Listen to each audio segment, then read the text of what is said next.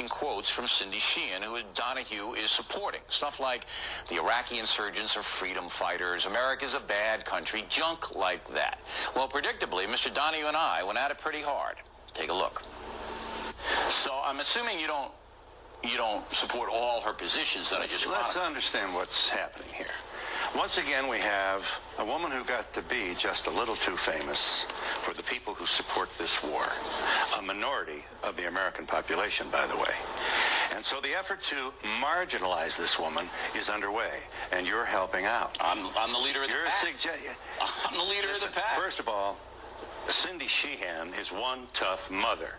And nothing you say or anyone else are going to slow her down. No, that's fine. She has a right to do that. You can't hurt her. She's already taken the biggest punch in the nose that a woman can take. She's lost a son. Oh, okay. She's lost a child. But look, I'm not putting words in her mouth. And by the way, she is going to be at the center of one of the largest rallies since the Vietnam War. Proud, patriotic Americans who will show up in Washington this week for one of the most massive, largest demonstrations, protest demonstrations, right outside the president's window. And Fox is in the business of saying that this woman is somehow saying un-American things, hyperbole. No. Listen to what she said. Nobody said she said anything un-American. We say that her positions are radical, and they are radical. Let me tell you what's radical. What's radical is to send more Americans to die in this war, which is a monumental blunder by a president who swaggered us into it with, by the way, the at least tacit approval of the Democratic Party. There's a lot of sin to go around here. What's radical for you? You want to send more people to this war? Listen, is that your position? If we cut and run out of there like you want to do, we would be putting every American in 1,000 times more jeopardy than they're in now. We're going to cut and run anyway, Bill. That's your opinion. What's my opinion? American military leaders have said we're going to draw down beginning next year. The difference between drawing down and cutting and running. Well, you're a cut and run guy, and I don't want my family in danger. You want to stay the course, don't you? Look. Here's what I want to do. I want to give the Iraqis a chance to train their army so they can defeat these people who are trying to turn it into a terror state. Bill. That's what I want to do. Bill. Go. Iraq was not a terrorist state. Oh, no. I hope I don't patronize you for saying guy. Again. He was Saddam, great guy. Saddam was a bastard, but he was our bastard. He wasn't anybody. Donald Rumsfeld shook his hand in the 80s. Well, that's you saw the pictures. Now, listen. You wouldn't send your children to this war, Bill. My nephew just enlisted in the Army. You don't know what the hell you're talking about. Very good. Congratulations. Yeah, and he's a patriot, so don't denigrate his service or I'll boot you right off the set. I'm not. That boy made a decision to serve his country. Do not denigrate him or you're out of here. I'm not Jeremy Glick, Billy.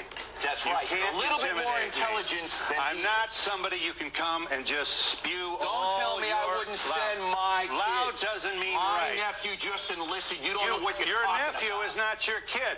You He's are my like blood. You are part of a loud group of people who want to prove they're tough and send other people's kids to war to make the case. You have no clue about how to fight a war on terror or how to defend your country. You are clueless, so is Ms. Sheehan. And for Ms. Sheehan to say that the insurgents have a right to kill Americans, and you're shaking her hand, you ought to just walk away. How many more young men and women are you going to send to have their arms and legs blown off so that you can be tough and point at people in a kind of cowardly way? Take people like Jeremy Glick, who comes on in memory of his parents, and you go off on him like a big bully. Billy, you have to Mr. feel Donahue, sorry with all about due that. respect. Have you apologized to him for that? Baloney.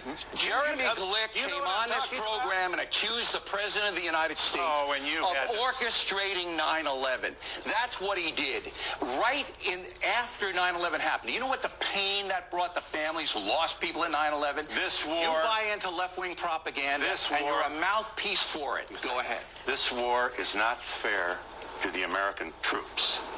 This war is unconstitutional. This war turned its back on the people who framed the most fabulous document in the history of civilization. I speak of the United States Constitution. All right. Why isn't the Democratic Party speaking that way? I'm sorry that it isn't. I am. But let's understand something. Are we all so misguided? Excuse me. 21 Democrats in the Senate voted against this war, as well as Jeffords, an independent, and may the Lord shine his blessings down upon Lincoln Chafee. I'm going to say something. I'm almost finished, I'm Billy. going to give you the last word. I'm almost finished. Lincoln Chafee, the only Republican in the Senate to vote against this war. We should be building statues to all these people. October 2002, they stood up to a president, and they knew that, first of all, only Congress can declare war. Why is that unimportant to you, Billy? Listen, why can't you become the patriot that your loud voice proclaims to be and stand behind the Constitution and insist that we never go to war again without the approval and that's why we consent of the have United the States Congress. If they want to take action, they can take action. Now, I'm going to say something. I'm going to give the last word. The Iraq War is not something that I embrace.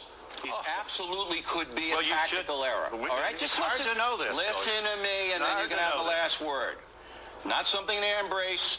Could be a tactical error, optional war, and we have not waged it the way I had hoped we would wage it. But what? But we are in a war on terror.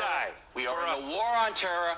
Our cause has nothing to do with the war on terror. Yes, it does. And if you don't understand geopolitics, if you don't understand Iraq would be a terrorist state if we pulled out of there, you don't know anything. It was poorly planned and poorly executed, but Bill O'Reilly wants to send more kids to fight and die.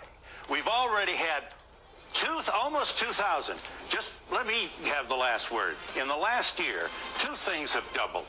The number of dead American troops in Iraq have doubled from over 1,000 to almost 2,000.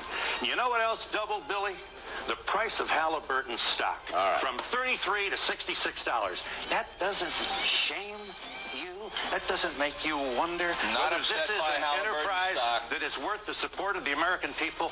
We need you at this rally on Saturday, Billy. We need you out there in front of it. To protest. Not going to be there is no democracy without dissent. You should be proud of people who stand up and dissent. I respect your dissent. A lot of fine men went and died to give me that freedom. You got it. I respect your dissent. I think you're way off in your analysis. You want to send more people to die in Iraq? Is that want to win the war in Iraq? Win. What does win mean? Means tell me those what win people means. have a chance at democracy. I got to go. How long is that going to take?